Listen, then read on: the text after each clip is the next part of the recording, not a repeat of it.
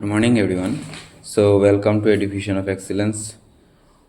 आज हम इस वीडियो पे आप सबके लिए पीटी 365 की रिवीजन ले गए हैं, जहाँ पे करंट अफेयर्स पूरा साल का किया जाएगा। ठीक है, ये विजन आईएएस का द्वारा दिया गया है और ये पॉलिटी पीटी 365 जिससे हम शुरू कर रहे हैं। अभी फ़िलहाल यहाँ पे अप्रैल 2024 टू अक्टूबर 2024 तक कवर किया जाएगा, इसके बाद बाकी सब दिया जाएगा। ठीक है, सो पॉलिटी में हम उतना डिस्कशन कर नहीं रहे हैं, हम यहाँ से शुरू करते हैं। पॉलिटी पे लगभग ज़्यादा दिन नहीं लगेगा, फटाफट से हो जाएगा। 65 पेजेस हैं सिर्फ। ठीक है, सो पहला टॉपिक हमारा है, यहाँ पे सब कुछ किया गया है। आपको सिर्फ क्या करना है, आपको यहाँ से पीडीएफ जो भी हो आप ऑनलाइन किए हो या फिर अगर नहीं है आपके पास तो प्लीज़ कमेंट पे मेंशन कीजिएगा, मैं आपको पीडीएफ दे दूँगा। यहाँ से आप रिवीजन आराम से कर सकते हो। ठीक है, यहाँ ये है आपके लिए रिवीजन, कितना फटाफट रिवीजन कर सकते हो या फिर कितने फटाफट आप कवर कर सकते हो बिना आपके कोई टेंशन किए। ठीक है, सो सबसे पहले elections election simultaneous elections. So recently क्या हुआ है, one nation one election bill करके एक पेशकश किया गया है पार्लियामेंट पे। सो वो आपका 129th amendment bill 2024 has been introduce in the Lok Sabha and will be reviewed by the joint parliamentary committee. अभी तक हुआ नहीं है, वो रिव्यू होना है। सो की provisions of 129th amendment bill जो ये बिल पेश किया गया है उसका मेन उद्देश्य क्या है। सबसे पहले insertions of new article 82 under section A, जैसे कि यहाँ पे क्या लिखा, simultaneous election commission will conduct general elections of Lok Sabha and all state legislative assembly simultaneously.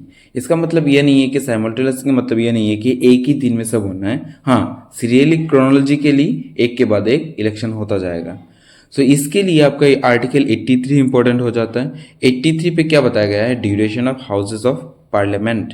ठीक है, पार्लियामेंट में कितने दिनों के लिए एक हाउस रहता है, या फिर लोकसभा हो या फिर राज्यसभा हो। आप सबको पता होगा, लोकसभा 5 साल के, Rajya Sabha 6 years and every second year 1/3 of the candidate retires. Okay, next amendment to article 83। सो इसके पहले मैंने बोला 83 आपको पता होना चाहिए। सो 83 है duration of house of parliament. अब इसमें क्या अमेंडमेंट ला गया, it defines unexpired term, mid terms and general election. So कुछ टर्म्स उन्होंने एक्सप्लेन किया गया है, जैसे कि it says when Lok Sabha is dissolve before full term of 5 years as stated, period between date of dissolution and expiry of full term shall be an unexpired term। अगर लोकसभा इससे पहले डिसॉल्व हो जाता है तो वो एक अनएक्सपायर्ड टर्म बोल के घोषित किया जाएगा। Next, pursuant to dissolution a mid term election shall takes place and new lok sabha shall be constituted only for unexpired term। अगर लोकसभा पहले अपने 5 साल के पहले अगर डिसॉल्व हो जाता है तो बाकी जितना टाइम रह गया है उन समय के लिए एक लोकसभा कॉन्स्टिट्यूट किया जाएगा। ठीक है, इससे पहले आपको आर्टिकल 82 जानना जरूरी है। आर्टिकल 82 है रीएडजस्टमेंट आफ्टर ईच सेंसस। हर सेंसस के बाद कुछ ना कुछ रीएडजस्टमेंट होना चाहिए। Next, amendment to article 172। So article 172 में क्या अमेंडमेंट लिया गया है, it defines unexpired term and full term of state legislative assembly. So यहाँ पे क्या है, स्टेट लेजिस्लेटिव असेंबली आपका कौन सा आर्टिकल है, article 172।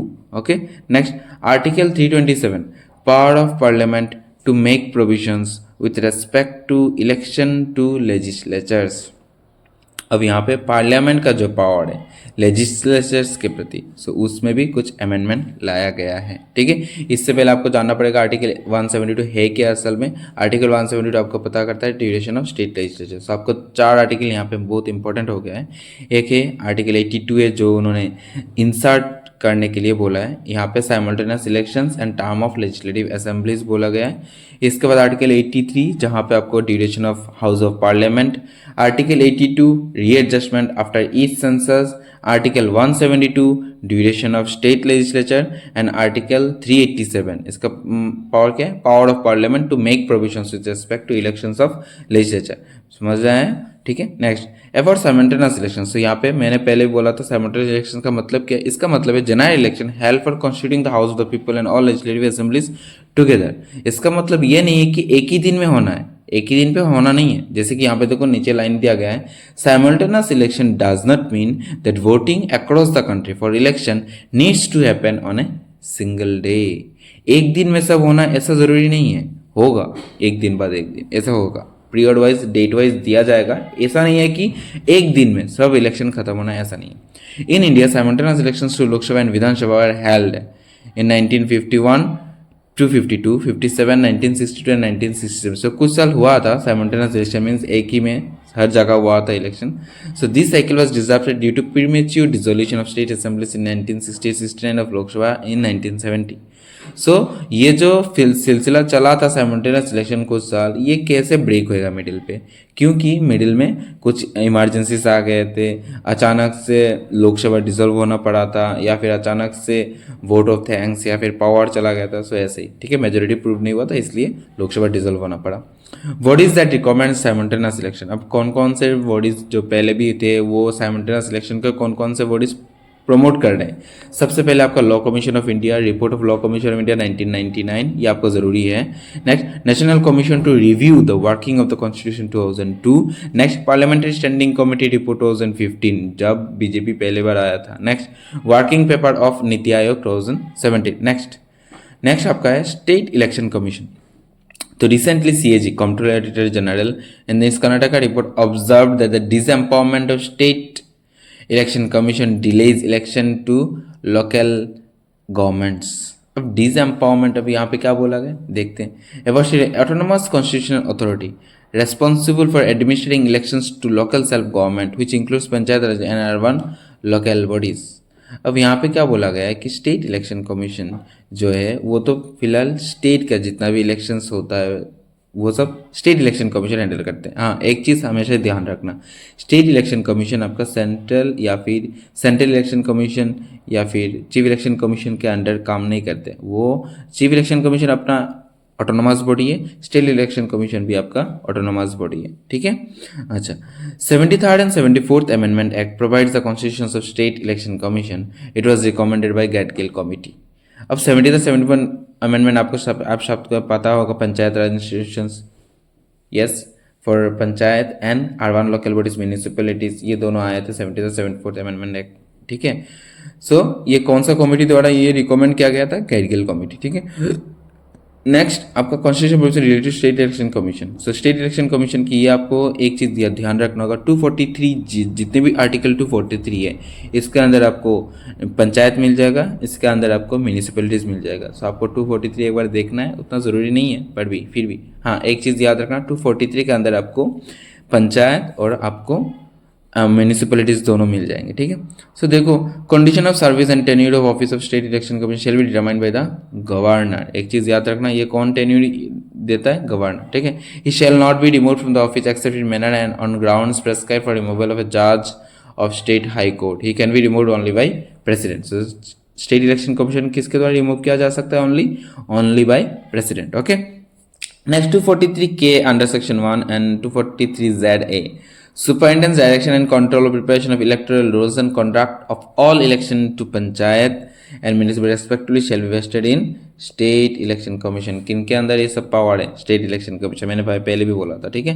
Next function of state election commission, सबसे पहले delimiting constituency for local body election. Delimiting आप सबको पता होगा। अच्छा, डिलिमिटेशन कमीशन हम कौन से सेंसस के द्वारा किया जाता है?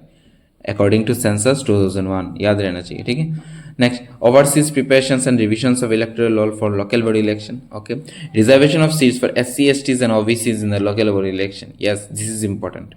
ठीक है, reservation for SC, STs and OBCs in the local body election. Next, authority to decide disputes related to local body election. किसके पास पावर है? State election commission. अगर कोई सा भी डिस्प्यूट होता है लोकल बॉडी इलेक्शन पे, किनके पास पावर है? आपका state election commission. Next, provide advice to the governor. जैसे कि आपका चीफ इलेक्शन कमिश्नर प्रेसिडेंट को एडवाइस दे सकता है पर वो एडवाइस बाउंड नहीं है, उसी तरह आपका स्टेट इलेक्शन कमीशन गवर्नर को एडवाइस दे सकता है पर वो बाउंड नहीं होगा, ये याद रखना है, ठीक है। Okay, next is delimitation commission. मैंने पहले बोला था 2001 सेंसस, ये याद रहना चाहिए। Next, Supreme Court in Kishore Chandra Changlal Rathod case held that the constitutional courts have the power to review the order of the delimitation commission if an order is manifested arbitrary. अब यहाँ पे इस case में क्या बोला गया है कि सुप्रीम कोर्ट डिलिमिटेशन कमीशन के जितने भी आदेश दिए गए हैं उन सबको रिव्यू कर सकता है if the order is passed in an arbitrary manner. एक चीज़ हमेशा ध्यान रखना होगा, वैसे तो हमें पता है कि डिलिमिटेशन कमीशन के जो भी चीज़ दिया गया हो उसे रिव्यू करना नहीं, मैं कोई भी रिव्यू नहीं कर सकता।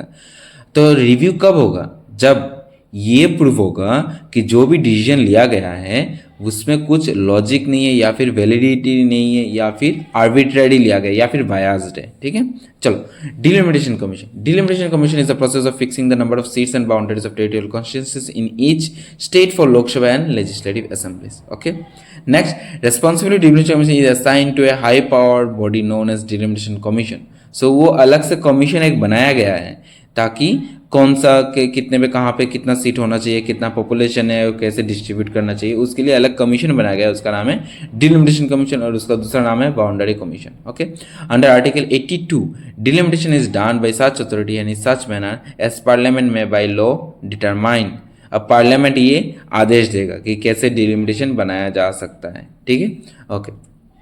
इन India such delimitation commission have been constituted 4 times. कितने बार हो चुका है? ऑलरेडी 4 बार हो चुका है। ठीक है, वन इन 1952, 1963, 1973, 2002। आपके लिए ये डेट आराम से याद होगा। जैसे कि देखो, हर ये पहला जो 3 है ये 10 साल बाद 10 साल बाद हुआ है। ठीक है, और बाकी वाला जो है ना वो लास्ट वाला, वो आपको याद रखना चाहिए। सो सबसे पहले अगर आपको अगर याद है कि डिलिमिटेशन कमीशन कब कब हुआ था, तो पहले 4 बार हुआ था। और कब कब हुआ था? 1952, 1963, 1973 एंड 2002। आराम से याद हो जाएगा। It is a statutory body not a constitutional body, क्योंकि कहीं पे भी आपको कॉन्स्टिट्यूशन पे नहीं दिखाया दिया होगा कि डिलिमिटेशन कमीशन बोल के कोई ऐसा प्रोविजंस आया है। ठीक है, अच्छा आर्टिकल 82 हमने पहले भी पढ़ा था, तो एक बार देख लेते हैं आर्टिकल 82 क्या है। आर्टिकल 82 है रीएडजस्टमेंट आफ्टर ईच सेंसस। सो इसका मतलब क्या है? डिलिमिटेशन। इसका मतलब क्या है? डिलिमिटेशन। ओके, या इसका मतलब क्या है? Delimitation. Okay, next now moving to the next is EVM VVPAT। Okay, electronic question जिससे हम वोट देते हैं। ठीक है, चलो association for democratic reforms versus EC election commission of India and other supreme court dismiss request for full cross verification of EVM data with voter verifiable paper audit trial. अब EVM VVPAT क्या हुआ है? EVM is a portable micro controller based instrument designed to modernise election process. अब EVM कैसे आया है? EVM हमारा election process को डिजिटाइज करने के लिए और ज़्यादा अकाउंटेबल बनाने के लिए ये आया है। ठीक है, it is manufactured and supplied by election commission of India by Bharat electronics limited, supplied to election commission by Bharat electronics limited under ministry of defence. तो वो मिनिस्ट्री ऑफ डिफेंस के अंदर बनाया गया है Bharat electronics limited. Okay, and electronic corporation of India limited, उतना जरूरी नहीं है। Next, Goa is the first state to use VVPAT with all EVMs. So ये आपको याद रखना होगा कि कहाँ पे सबसे पहले ईवीएम के द्वारा वोटिंग किया गया है, वो है आपका गोवा। कब? 2017 लेजिस्लेटिव असेंबली इलेक्शन। वीवीपैट और fully developed 2019 Lok Sabha election. Okay, next journey of EVM to VVPAT. अब कैसे हुआ है? सबसे पहले तो कि EVM by election in Kerala, ये एक बार देख लेना। ठीक है, वीडियो पॉज करके, उतना ज़रूरी नहीं है। Next, consist of 3 units. So ये जो वीवीपैट है ये आपका 3 यूनिट्स है। जैसे कि सबसे पहले बैलॉट यूनिट, जहाँ पे functions like keyboard with 16 button की। आप सबको पता होगा जब आपने इलेक्शन या फिर वोट देने जाते हो, आपको वहाँ पे एक कीबोर्ड की तरह होगा और हर पार्टी के एक एक सिंबल दिया जाता है साइड पे। ठीक है, और उसके साथ साथ जो भी खड़ा है, वो जो भी कैंडिडेट है, उसका भी सिंबल, उसका भी फोटो लगाया होता है। आपको सिर्फ बॉटम प्रेस करना है। सो उसको बोलते हैं बैलॉट यूनिट। ठीक है, control unit also called master remains with polling presiding officer. ठीक है, सो आपको पता होगा कि कंट्रोल यूनिट क्या होता है? वो आपका बैलॉट यूनिट और वीवीपैट दोनों को कंट्रोल करके रखता है, जिसका मेन अथॉरिटी किसके पास होता है? जो आपका प्रिसाइडिंग ऑफिसर या फिर पोलिंग ऑफिसर होता है, उनके पास होता है ये कंट्रोल यूनिट। ठीक है, वो उनको कंट्रोल करते हैं। ठीक है, अब वीवीपैट में क्या होता है? वीवीपैट में आपको क्या होता है? बैलॉट यूनिट पे जब आप प्रेस करते हो, वोट प्रेस करते हो, तो आपको वीवीपैट में दिखाई देगा कि आपने वो वोट दिया है, इनको वोट दिया है। वो देखते हो ना आप, एक कागज के स्लिप निकलता है जो आपको नहीं मिलता, फिर से चला जाता है। हाँ, वो वाला होता है वीवीपैट। ठीक है, सो इससे हमको क्या होता है? फ्लूएस्ट ट्रांसपेरेंसी, हमको गवर्नेंस करने में अच्छा होता है। ठीक है, अच्छा आराम से हमको प्राइवेसी, सिक्योरिटी सब मेंटेन होता है, ट्रांसपेरेंसी भी मेंटेन होता है, ताकि कैंडिडेट को भी श्योरिटी मिल जाता है कि उन्होंने किसको वोट दिया, ये असल में गया है या नहीं। Okay, next, so advantage of VVPAT देखो, वो किसी इलेक्ट्रॉनिक से नहीं चलता है, वो बैटरी से चलता है आराम से। अलग से एक्सटर्नल कनेक्शन नहीं मिलता है या फिर इंटरनेट या कुछ नहीं। अगर इंटरनेट होता तो मैनिपुलेट हो जाता है कि नहीं? Yes. So next, model code of conduct. अब मॉडल कोड ऑफ कंडक्ट क्या होता है? आप सबको पता ही होगा मॉडल कोड ऑफ कंडक्ट। सो एक बार देख लेते हैं। Model Code of Conduct was first introduced in State Assembly election in Kerala. Set of guidelines laid down by Election Commission of India in consensus with political parties to govern conduct of political parties and candidates to ensure free and fair election. So Model Code of Conduct ये कुछ rules and regulations होते हैं जो election को अच्छी तरह से निभाने के लिए कुछ कोड ऑफ कंडक्ट बनाया गया है, ठीक है। इलेक्शन कमीशन ऑफ इंडिया ने के द्वारा बनाया गया है बाकी पार्टीज, ताकि इलेक्शन अच्छी तरह से किया जा सके। The election commission directs authority from article 324, ये आपको याद रखना चाहिए। इलेक्शन कमीशन ऑफ इंडिया को पावर कौन सा आर्टिकल या फिर कॉन्स्टिट्यूशन के द्वारा कहाँ से पावर मिलता है? Article 324, which provides power of superintendence, direction and control of election to parliament and state legislature, president and vice president office. All kind of election happening in India, okay, all kind of election happening in India are controlled by Election Commission of India, and he derives the power from article 324 of the Constitution of India, okay. Although Constitution does not explicitly mentions about the model code of conduct, एक चीज़ हमेशा याद रखना, Constitution कहीं पे भी नहीं बोलता है कि model code of conduct follow करना है, ऐसा कुछ नहीं है, ठीक है। मॉडल कोड ऑफ कंडक्ट ये हमारा आउट ऑफ कॉन्स्टिट्यूशन है जो इलेक्शन को अच्छी तरह से निभाने के लिए मॉडल कोड ऑफ कंडक्ट बनाया गया है, ठीक है। Next, scope of applicability applies to all political parties, their candidates and polling agents, governments in power and all government employees, हर सबके ऊपर ये लागू होता है model code of conduct. Next, activities prohibited after MCC is enforce when model of conduct code of conduct is अगर enforce किया गया, जैसे कि इलेक्शन के शायद 4 या 1 हफ्ता पहले ये मॉडल कोड ऑफ कंडक्ट लागू हो जाता है, ठीक है। अब इसके लागू होने के बाद क्या क्या हो जाएगा, देखो, नो पॉलिसी प्रोजेक्ट और scheme can be announce that can influence the voting behaviour. अगर जब एक बार मॉडल कोड ऑफ कंडक्ट एक बार लागू हो गया हो, इसके बाद आप ना प्रचार कर सकते हो, ना कोई स्कीम बोल सकते हो, ना लोगों को मैनिपुलेट करने की कोशिश कर सकते हो, ठीक है। Avoid advertising at the cost of public execute, आपको ना कोई एडवर्टाइजमेंट कर सकते हो, ना कुछ, ना रैली, ना कुछ, ऐसा कुछ नहीं। Prohibition of any ad hoc appointments, any kind of appointment, तब तक सब रुक जाता है, ठीक है। जब मॉडल कोड ऑफ कंडक्ट लागू हो जाता है तब ये सब कुछ बंद हो जाता है, ना कि अपॉइंटमेंट होगा, ना कि कुछ। Next, holding public meetings during 48 our period, नहीं, 2 दिन पहले मॉडल कोड आपको कोई पब्लिक मीटिंग नहीं कर सकते हो। Ban on government resource like transport machinery, ये सब बंद हो जाएगा। नेक्स्ट, मिनिस्टर्स और candidates can not sanction grants और पेमेंट्स, ऐसा कुछ नहीं होता है इस time. Duration of application, MCC या model code of conduct is operational since selection schedule is announced till results are announced. तो कब तक ये रहता है? जब तक आपका इलेक्शन का रिजल्ट ना डिक्लेयर हो जाए, ठीक है। Consequences of violation, since MCC has no statutory backing, violation can not be prosecuted under the code.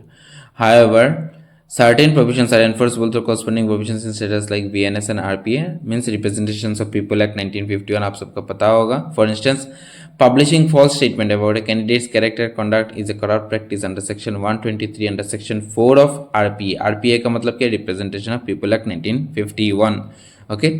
Impersonations of voters in an election office under 170 भारतीय न्याय संहिता, ठीक है। सो ये जो नया हमारा जो ये भारतीय आईपीसी इंडियन पेनल कोड ये जब कन्वर्ट किया गया, सो सेक्शन 172 भारतीय न्याय संहिता इंडियन एविडेंस एक्ट, ठीक है, उसको रिप्लेस कर भारतीय न्याय संहिता बनाया गया है, उसको यहाँ पे आपको मिल जाएगा। Next, Lok Sabha election, recent 2024 election Lok Sabha held about Lok Sabha election, system of election, territorial representations of election up to Lok Sabha, under these every member of legislature represents geographical area known as constituency। आप सबको ये पता होगा constituency का मतलब क्या? हर किसी candidate का अपना एरिया, या फिर जो छोटे छोटे जितने भी एरियाज डिवाइड किए गए हैं सीट के अनुसार, उनको हम क्या कहते हैं? कॉन्स्टिट्यूएंसी कहते हैं, ठीक है। और हमने कौन से आर्टिकल पे देखा है डिलिमिटेशन? आर्टिकल 82, ठीक है, okay. From each constituency only one representative is elected and has such constituency is known as single member constituency. अगर किसी कॉन्स्टिट्यूएंसी में सिर्फ एक ही मेंबर का पॉसिबिलिटी है, मीन्स एक ही सीट है और वहाँ पे एक ही कैंडिडेट जीत सकता है, तो उसका हम क्या नाम से पहचानते हैं? सिंगल मेंबर कॉन्स्टिट्यूएंसी बोल के, ठीक है। In this system a candidate who secures majority vote is declared elected. Next, duration of Lok Sabha, normal term is 5 years from the day for first sitting after general election. However, President is authorized to dissolve Lok Sabha at any time before completion of 5 years and cannot be challenged in any court of law. It can be extended during national emergency period by law of parliament for 1 year at a time for any length of time। आप सबको पता होगा emergency के दौरान लोकसभा का time 1 साल के साथ बढ़ा बढ़ा जा सकता है, ठीक है, या फिर 6 महीने करके, ठीक है। Next, constitution provision under article 324 to 329, आप सबको पता होगा 324 अभी अभी हमने पढ़ा था, कहाँ है, इलेक्शन कमीशन ऑफ इंडिया, जहाँ से आपको इलेक्शन कमीशन ऑफ इंडिया को पावर मिलता है, आर्टिकल 324, ठीक है। Which ancient part 15 deal with the provisions related to election, तो आपको पता होगा ये पार्ट 5 आपके लिए इंपॉर्टेंट है, जो आपका इलेक्शन के बारे में बोलता है, प्रोविजन रिलेटेड टू इलेक्शन, सो ये सब आपको इंपॉर्टेंट होगा। आर्टिकल 324 आपको पहले भी पढ़ चुके हो आप सब, अगर याद होगा तो याद होगा, क्योंकि हमने पढ़ा था इलेक्शन कमीशन ऑफ इंडिया यहाँ से पावर लेता है, constitutional backup. Next, article 329, article 329 अभी हमने देखा था 324, तो आर्टिकल 329 बी क्या है, recently election commission of India invoked article 329 B of constitution before supreme court to limit judicial intervention in the electoral process. Selection commission of India ने क्या किया, आर्टिकल 329 बी को लागू किया है ताकि सुप्रीम कोर्ट को रोके जा सके इलेक्टोरल प्रोसेस पर इंटरवेन करने से, समझ में आया। Next, article 329 B, no election to parliament और state shall be question except an election petition filed as prescribed by law made by an appropriate legislature. अगर कहीं पे भी इलेक्शन हुआ है और आपको यहाँ पे क्वेश्चन करना है तो आप नहीं कर पाओगे, एक्सेप्ट कोई वैलिड प्रोसीजर के बिना, okay.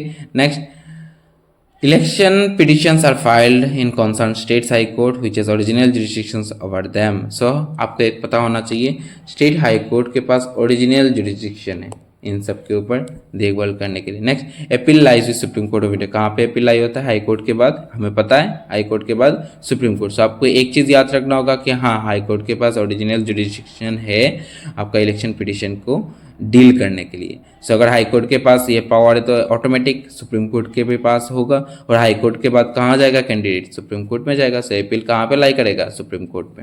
Next, elector means a person is entitled to vote to the election on which petition relates, okay. Next, nomination in election, recently a candidate was elected unopposed to Lok Sabha as the nomination paper of the opposite nomination. Section 33 of representative people act 1915 contains the requirement for valid nomination।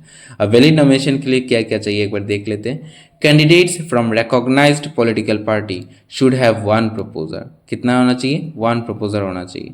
Candidate from independent and unrecognised party should be subscribed by 10 proposers। अगर कोई independent candidate हो और किसी भी party से belong नहीं करता है तब इसके लिए कितना प्रपोजर होना चाहिए, 10। और अगर आपके पास कोई पार्टी है तो आपको कितना प्रपोजर होना चाहिए, 1 प्रपोजर। सो आपको ये दो चीज़ें याद रखना होगा। अगर इंडिपेंडेंट कैंडिडेट है तो 10, और डिपेंडेंट कैंडिडेट या फिर किसी पॉलिटिकल पार्टी बैकअप है तो उसके पास चलिए 1 प्रपोजल होना चाहिए। Section 33 of representation of people act 1951 also deals with nomination for election of candidates and presentation of valid information.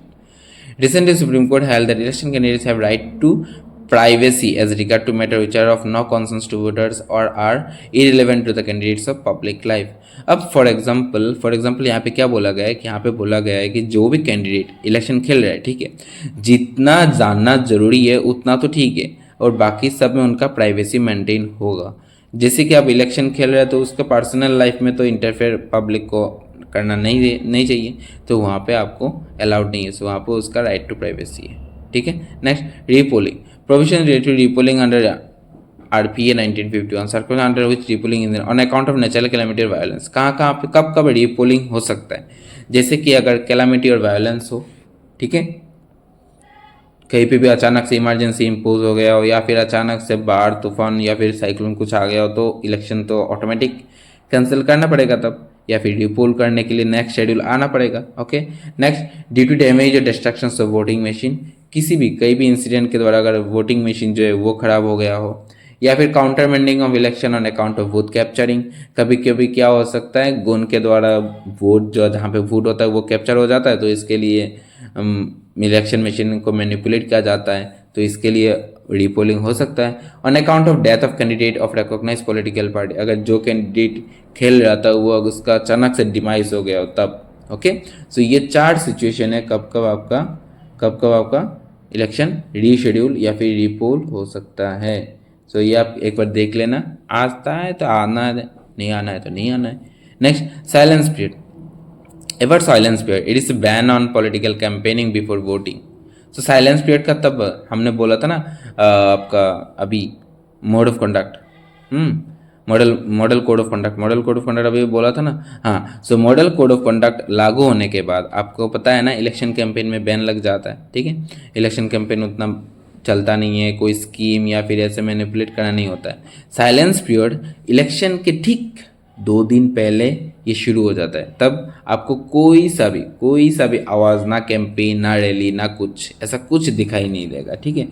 तब उस पीरियड और इलेक्शन जिस दिन होता है तब तक, या फिर उसके बाद भी आप बोल सकते हो, तब तक कोई ना रैली होता है ना कुछ होता है, एडवर्टाइजमेंट होता है। सो उन 48 आवर्स को हम कहते हैं silence period, okay, before the voting and ends, after polling ends. जब वोटिंग खत्म हो जाता है तब ये साइलेंस पीरियड भी खत्म हो जाता है। याद रखना, ये साइलेंस पीरियड और model code of conduct, okay, model code of conduct.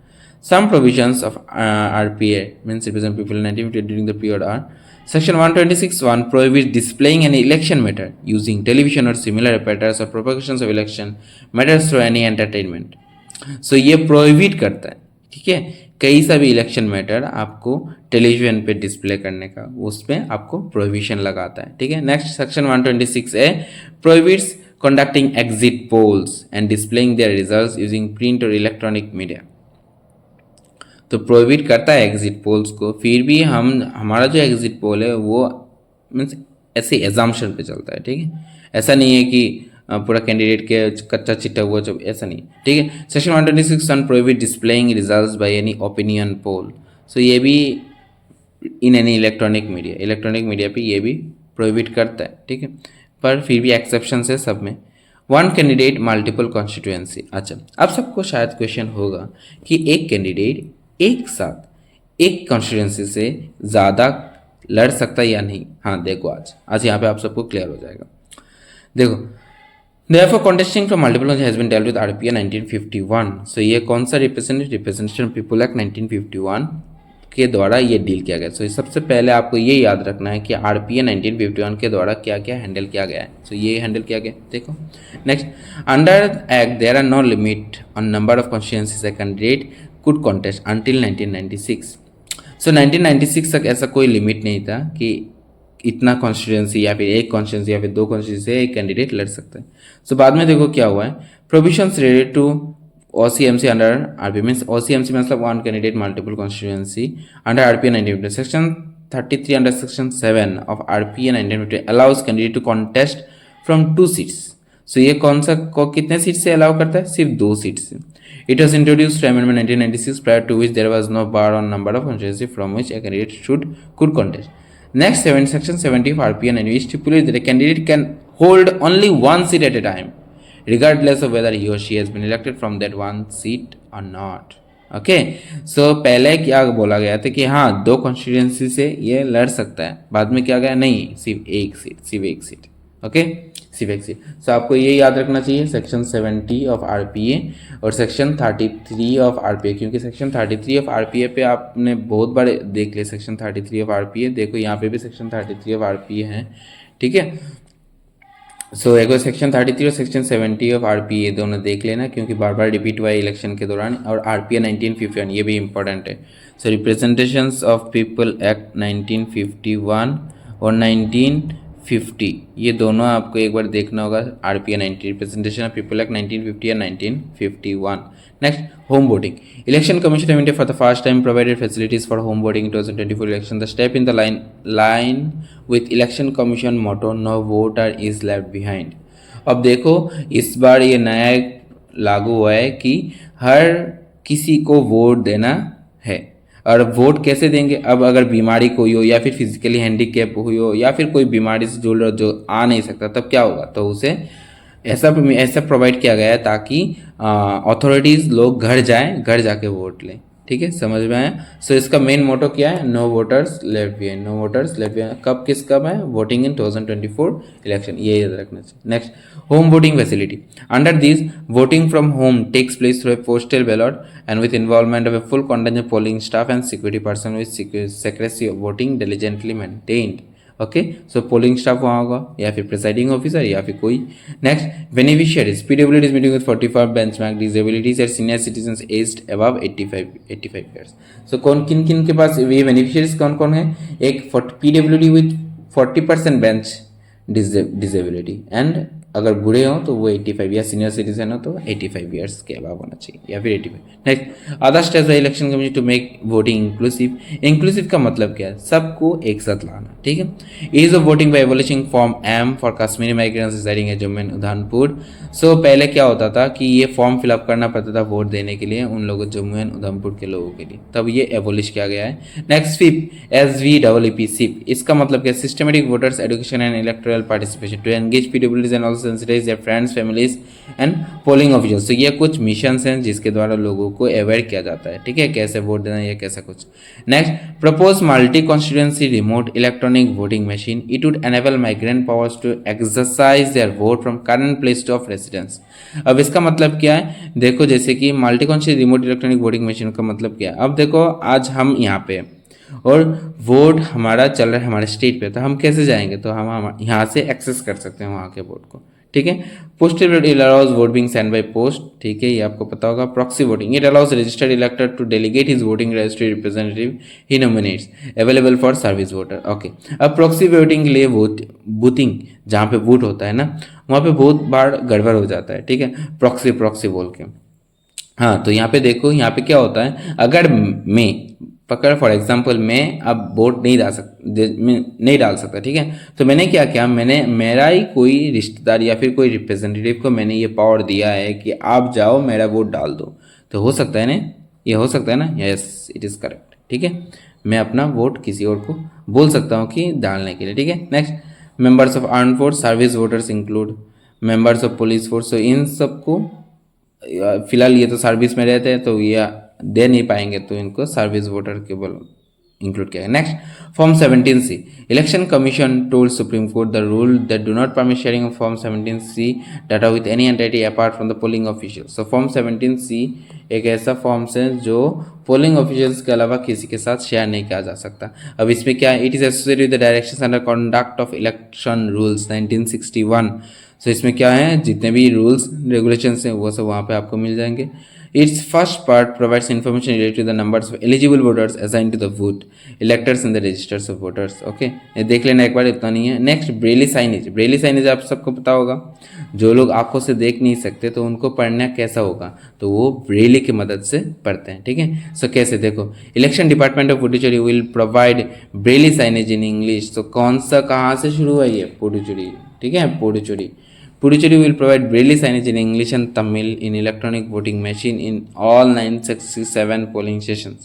So कहाँ से शुरू हुआ है? वो जो लोग देख नहीं सकते उनको कैसे वोट देंगे? तो उनके लिए ब्रेली साइनेज के इन इंग्लिश एंड तमिल दोनों सिस्टम पे इंट्रोड्यूस किया गया है। It will enable visually impaired और blind voters to participate independently and confidently in the election process.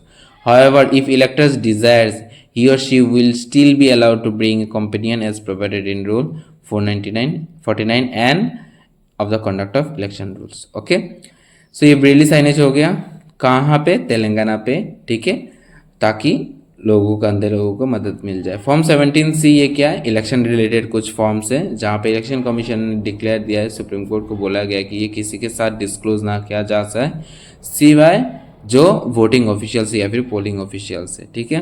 Next यहाँ पे था आपका सर्विस वोटर्स। सर्विस वोटर्स कौन कौन है? जितने भी पुलिस फोर्स या फिर सेंट्रल गवर्नमेंट या फिर जो भी हो, ठीक है, government of India post outside India, ठीक है, इंडिया के बाहर कोई काम कर रहे हैं गवर्नमेंट ऑफ इंडिया की तरफ से, पुलिस फोर्स या फिर आर्मी या फिर आर्म फोर्स, ठीक है। स्वीप क्या है? एक वोटर से जहाँ पे अवेयरनेस किया जाता है, ठीक है, लोगों को। नेक्स्ट, होम वोटिंग आप सबको पता है, सेक्शन 70 ऑफ RPS जो क्या बोलता है कि सिर्फ एक लोग एक कॉन्स्टिट्यूंसी से खेल सकते हैं।